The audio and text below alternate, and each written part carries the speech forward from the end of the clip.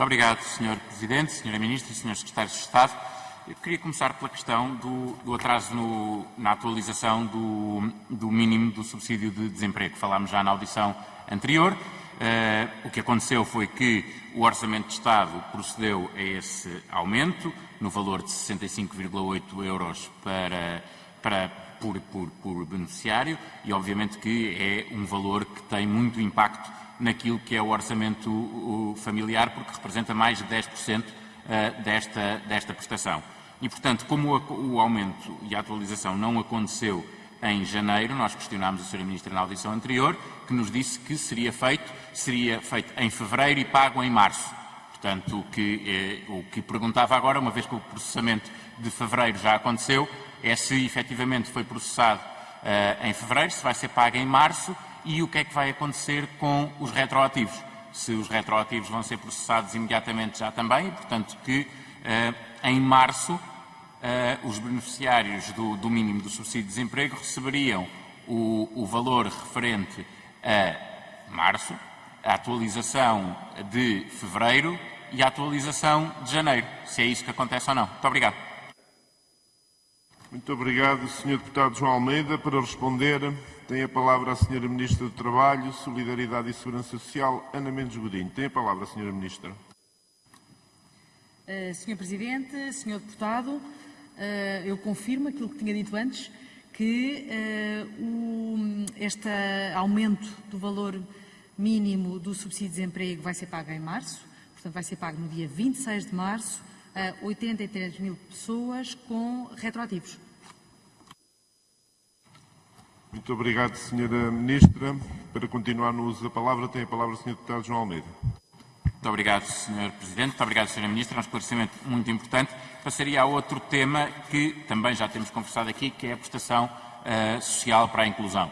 As duas questões essenciais que temos aqui discutido da prestação social para a inclusão, uma que tem a ver com o acesso e, portanto, com o facto de o reconhecimento do direito à prestação para pessoas com mais de 55 anos ter e 60% de incapacidade, ter o problema de ser entendida como essa incapacidade decorrente do envelhecimento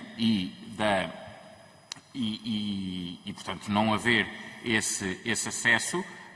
Nós já apresentámos aqui iniciativas para que não seja a idade a determinar esta questão, mas seja efetivamente o caso concreto e a razão que deu lugar à incapacidade. E, portanto, a Sra. Ministra, na audição anterior também, quando conversámos sobre isto, disse que o Governo estava a admitir alterações nesta matéria e, portanto, era importante saber se efetivamente o Governo está a ponderar esta questão. Outra questão também ainda referente à prestação social para a inclusão tem a ver com a acumulação entre rendimentos de trabalho para os beneficiários que têm menos de 80% de incapacidade, a possibilidade de acumularem rendimento de trabalho com o valor base desta prestação, com a componente base desta prestação. O que acontece, como já falámos na reunião anterior, é que pela portaria que foi publicada já este ano para a aplicação do Orçamento de Estado, o que acontece é que se um trabalhador que tenha esta incapacidade receber a retribuição mínima garantida, a retribuição mínima garantida fica acima do valor para que possa haver acumulação. Ou seja, a acumulação não é verdadeiramente existente para quem recebe, não é para quem receba um rendimento por aí além, é para quem receba só o rendimento mínimo, a retribuição mínima garantida. E, portanto, aquilo que falámos também na audição anterior, e era por isso que perguntava à Sra. Ministra, é se há disponibilidade do Governo para atualizar, para rever esta portaria, para que a acumulação seja efetiva. Ou seja, pelo menos para que quem receba o salário mínimo, simplificando, possa efetivamente ter acesso à componente base da PSI. Portanto, parece-nos justo. Se a lei diz que há uma possibilidade de acumulação, se isso significa um incentivo ao trabalho para quem, ainda que tendo uma incapacidade, possa efetivamente trabalhar. se significa também um reconhecimento do esforço que essas pessoas fazem e do contributo que essas pessoas fazem para se manterem ativas do ponto de vista laboral, apesar de terem uma incapacidade, não faz sentido que depois, logo no valor do salário mínimo, se corte esta possibilidade de acumulação. E, portanto, o que eu perguntava era isso mesmo, se há essa disponibilidade e, voltando atrás, a questão dos 55 anos, se há também disponibilidade do Governo para estudar um método de avaliação das incapacidades que não se limite à idade, mas que possa avaliar o caso concreto. Muito obrigado, Sr. Deputado João Almeida. Para responder, tem a palavra a Sra. Ministra do Trabalho, Solidariedade e Segurança Social, Ana Mendes Godinho. Tem a palavra, Sra. Ministra. Sr. Presidente, Sr. Deputado, em relação ao compromisso que tínhamos assumido relativamente à criação de condições específicas de acesso à PSI para situações concretas, e esse tinha sido um compromisso, aliás, já assumido no Orçamento de Estado, ele foi concretizado em fevereiro. Em fevereiro de 2021, o Governo aprovou exatamente a criação de condições específicas de acesso à PSI para situações cuja deficiência tenha origem em acidente de corrida em missões de proteção e socorro e, nestes casos, a pessoas que tenham entre 55 anos de idade e até à idade normal da reforma. Nestes casos em que foi feito este alargamento. Portanto, este era exatamente o compromisso que tínhamos assumido, cumprimos.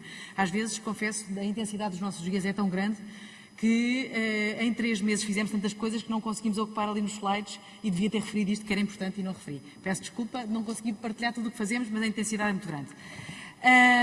Em segundo lugar, nós neste momento, e tal também como estava planeado, prosseguimos com a terceira fase, estamos a preparar a terceira fase para a implementação que está prevista em relação à PSI para 2021 e, portanto, é nesse processo que estamos para a implementação completa daquilo que tinha sido a trajetória das várias fases da PSI.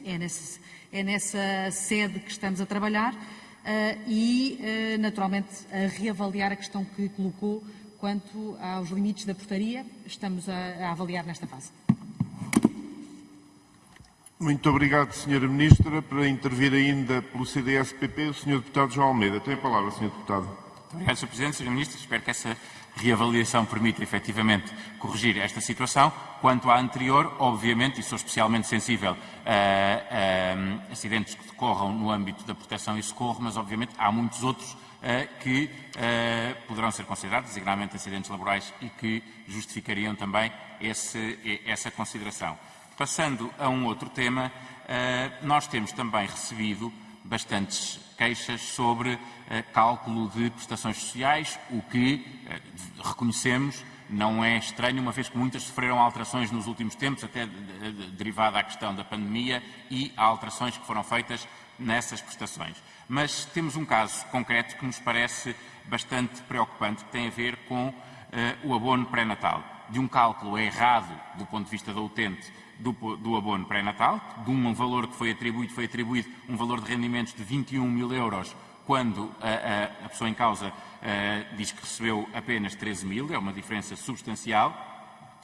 A pessoa queixou-se à Segurança Social, no primeiro mail, não recebeu resposta. No dia 25 de 1, mandou um mail para a Segurança Social, não teve resposta. Mandou um segundo mail no dia 4 de 2 e obteve uma resposta automática no dia 7 de 2. Insistiu no dia 24 de 2 e recebeu uma resposta que eu passo a citar: por razões de ordem técnica não foi possível até ao momento proceder ao recálculo das prestações, o problema está identificado, mas não precisará de voltar a contactar para este efeito. Como em março continuava sem resposta, insistiu e recebeu uma resposta a dizer: infelizmente não tenho previsão para lhe dar, uma vez que se trata de uma situação informática e não temos qualquer informação sobre o assunto. Ora bem, para quem está à espera de uma prestação de abono pré-natal, havendo já o reconhecimento por parte da Segurança Social que poderá, no mínimo, poderá ter havido um erro, porque admite a Segurança Social que vai recalcular o valor. É estranho depois haver um mail a dizer que a pessoa que está encarregue do processo não tem qualquer informação para dar porque é um problema informático. Obviamente que estas pessoas, e se a Sra. Ministra puder aproveitar para dar este esclarecimento ao Sr. Secretário de Estado, para que estas pessoas saibam efetivamente que, havendo erros, pode haver recálculo e que esse recálculo é suficientemente célere para que possa colmatar as necessidades destas pessoas. Muito obrigado. Muito obrigado, Sr. Deputado João Almeida. Para responder, tem a palavra a Sra. Ministra do Trabalho, Solidariedade e Segurança Social, Ana Mendes Godinho. Achou, Sra. Ministra. Sr. Presidente, Sr. Deputado, em relação a esta questão que colocou sobre, eu penso que é sobre as remunerações por equivalência, ou seja, penso que é essa a questão. Ou seja, as pessoas que estiveram abrangidas, por exemplo, pelo layoff simplificado, eu penso que é isso, não é? Pronto. Como estiveram abrangidas pelo layoff simplificado, como sabe, os pagamentos das contribuições sociais das entidades empregadoras tiveram isenções. E, portanto, o que nós estamos a fazer, supletivamente, é, mesmo nestas situações, garantir que a carreira contributiva das pessoas não fica prejudicada nos valores dos descontos. Exatamente para efeitos de prestações sociais. E, de facto, é uma questão informática, porque se fizéssemos isto caso a caso para os 900 mil trabalhadores, imagine, Sr. Deputado, quando é que isto conseguiria estar resolvido. E, portanto, o que está a ser feito é uma adaptação informática para garantir que isso acontece, porque se não tivéssemos previsto isto extraordinariamente, legalmente, isto não acontecia. E, portanto, certo, pronto, é só para às vezes não termos noção que isto resulta de estarmos a fazer coisas extraordinárias, nomeadamente até para garantir que a carreira contributiva da pessoa não fica prejudicada. Em qualquer caso, eu posso lhe dizer que esta correção do sistema informático está prevista estar operacional até ao final deste mês e, portanto, será recalculado. Ou seja, dito de outra forma, a pessoa não deixou de receber a prestação, a pessoa recebe a prestação. O diferencial é que será depois recalculado e pago até com os retroativos. Já agora eu aproveito para lhe dizer, quer dizer, se estas coisas não fossem feitas a nível informático, era impossível ter tido capacidade de resposta a milhões de pessoas. Quer dizer, só para termos noção, 2.800.000 pessoas é 50% do universo natural com que a Segurança Social trabalha num ano normal. Isto quer dizer que passou de 4 milhões para 6,8 milhões de pessoas. É para termos noção da dimensão do esforço que está a ser feito, que eu acho que muitas vezes não é percebido. A exigência do que está a ser feito e da extraordinariedade de missão de serviço público que os trabalhadores da Segurança Social têm assumido como uma bandeira concreta, real. Isto é só para também dizer a dimensão das dificuldades que nós temos. Já agora, só para também, aproveito para dar nota. Nós também estamos a procurar que, no tempo de emergência, as respostas estruturais que nós sabemos que eram problemas antigos estão a ser resolvidas. Dou-lhe um exemplo concreto da pensão na hora. Nós, em plena pandemia, não abrandámos com a pensão na hora, que era um compromisso para até ao final de 2021, e pusemos-la cá fora. Só para termos noção, pensão na hora, nós tivemos, neste primeiro mês, tivemos 3.100 pedidos, 1.500 estão deferidos no âmbito do novo sistema informático das pensões online. Ou seja, isto é para lhe dizer, a informatização também é o caminho. Quando há pouco disse o problema ser um problema informático, mas a informatização é o caminho. Quanto mais digitais fomos, maior capacidade de eficiência temos nestas respostas. Dito isto, com uma grande preocupação também, deste investimento estrutural na digitalização da Segurança Social ser também um investimento que garante proximidade. Esse é o nosso grande foco, uma Segurança Social mais próxima, mais digital e com capacidade de estar cada vez mais reforçada do ponto de vista de recursos humanos, mas também do ponto de vista de sistema informático e, por isso, um grande investimento que temos previsto no âmbito do PRR para esta Segurança Social mais digital, também que através do digital serve melhor. E essa é a nossa preocupação, por exemplo, com os atendimentos que passaram a ser feitos por videoconferência e que foi um projeto piloto iniciado e que vamos agora alargar a todo o país porque está a correr muito bem, porque basicamente evita deslocações das pessoas aos serviços, consegue transação e resultados e muito maior eficácia na resposta. Muito obrigada.